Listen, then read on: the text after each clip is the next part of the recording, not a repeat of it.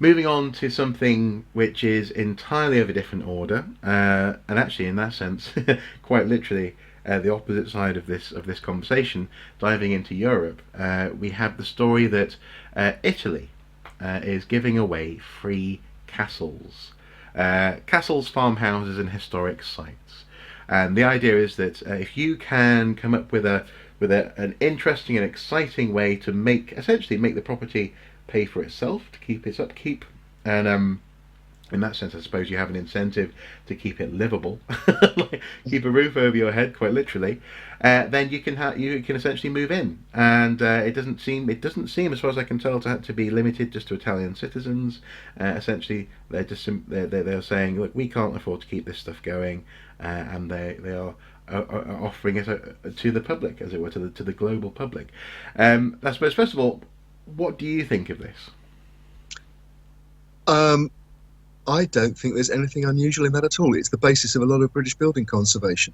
Hmm. That Hmm. even a listed building can have adaptations made to it that give it a current use that might be very different to its original use. And in fact, if it results in the preservation of the building, I think most people in the sector would regard that as absolutely fine.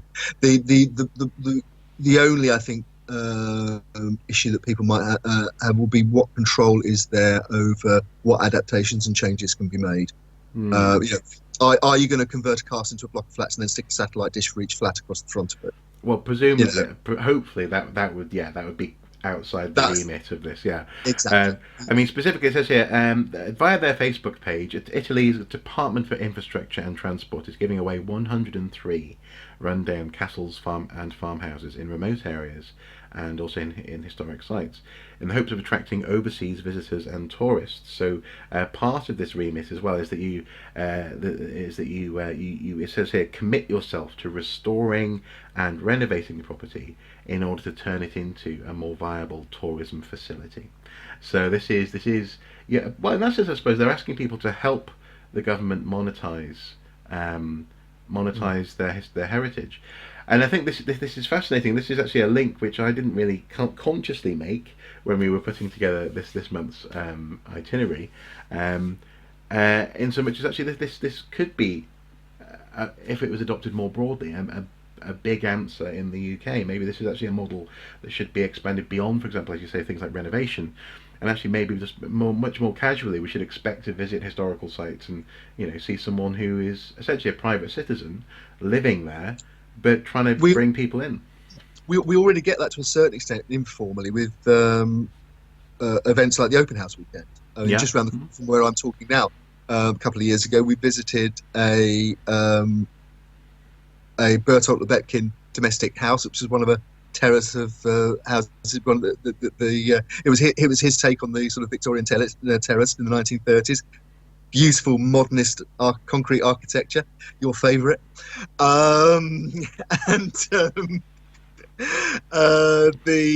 but no, the point was that was a domestic house, but once a year it was being opened up to the public. It's Grade Two listed. Hmm. And, it was there to be seen and enjoyed. The person who lives there was allowing the the public across the threshold to look at this wonderful building. Hmm. And I think that I can think of that there are cases in Holland and Belgium, for example, where coast defence forts have been turned into housing development without losing the integrity of the building. And you, I think you have to be sensitive to the fact that it's not possible to preserve everything. It's certainly not possible. Not everything is of such outstanding museum and cultural quality that it has to be preserved absolutely down to the last speck of mortar in between the bricks and stones. Hmm. The I think one of the problems we've got in Britain, and again, I don't know the situation in Italy, but that mitigates against that, and it's something again that the Heritage Alliance have been asking for the last several elections, is for the VAT regime for new build and conversions to be equalised, because at the moment there are tax advantages in terms of VAT on new builds which don't exist for renovations of existing buildings. That's causing buildings to be demolished and replaced rather than potentially converted.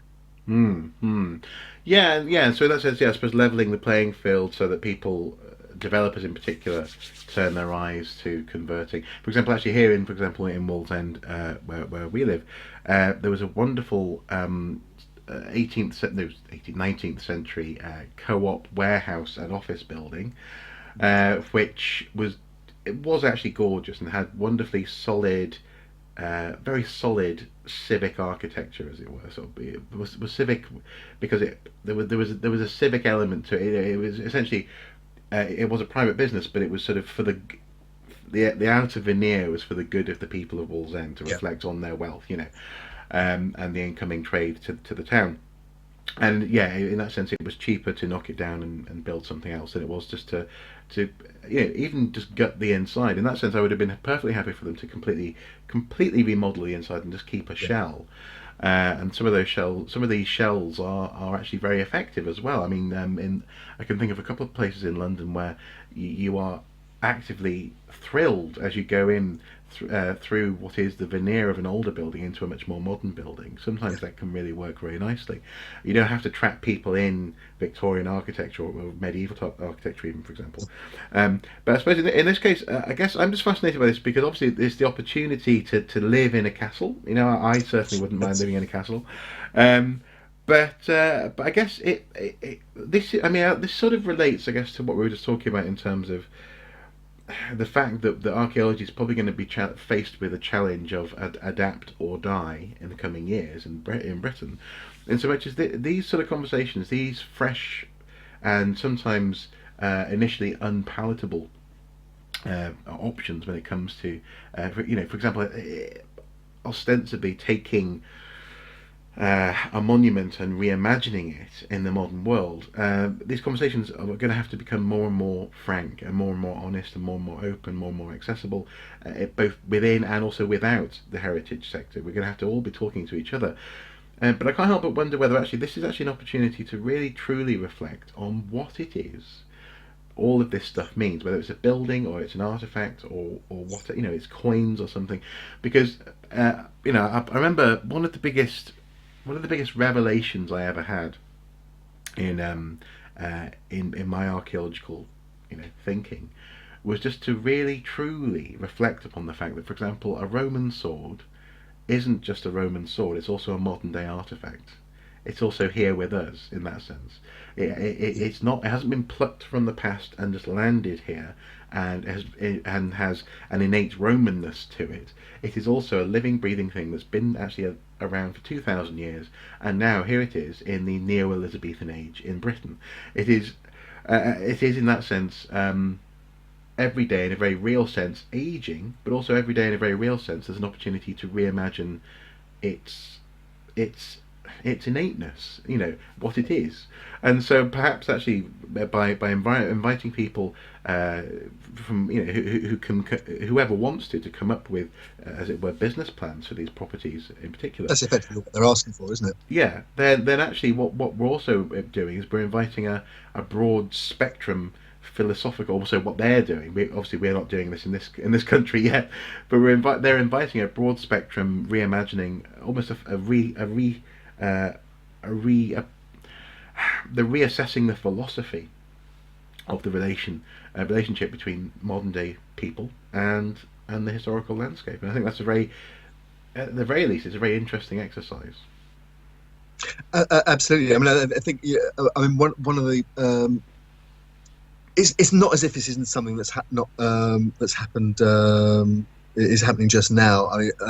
I'm thinking back, for example, to the very striking juxtaposition of the legionary headquarters building and the modern reinforced concrete foundations in York Minster, underneath York Minster, which is part of their quote tourist offer.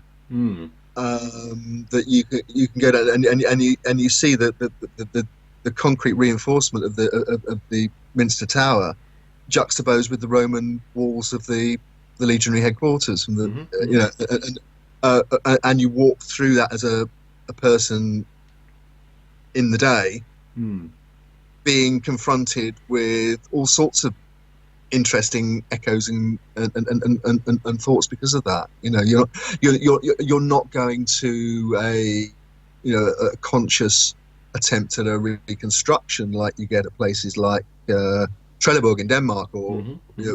or Westow, where you can you walk into the facsimile of the Saxon village or the Mm. Viking fort. You know, Yeah, and in that um, sense, I suppose to put it another way, it's sort of we are being confronted by the fact that these historical periods do not exist in splendid isolation. You know, and in so many ways, all of these historical artifacts and objects are are quite literally a collage of everything from the moment that they were made up until now, and I think absolutely. and in that sense, perhaps inviting people into a medieval castle to rethink it, but obviously within certain remits, within certain structure, it could be a very fruitful thing. I think. So yeah, I mean, I'd be all for it here in the UK. I think Mr. Soup and I could happily move into. I've got my eye on a couple of castles in the local area. I'd happily Well, move into also, Warkworth. don't forget, to a certain degree, you already can. I mean, is it the Landmark Trust that owns odd, unusual, remarkable, historically interesting buildings that you can go and visit and stay in uh, uh, uh, and enjoy as a building, but also as a place and a space. Hmm. As I say, I think as long as the basic integrity of the building is respected, absolutely. Let's enjoy these places. Let's use them. The best way of preserving anything is to actually use it. There's the old phrase: "Use it or lose it."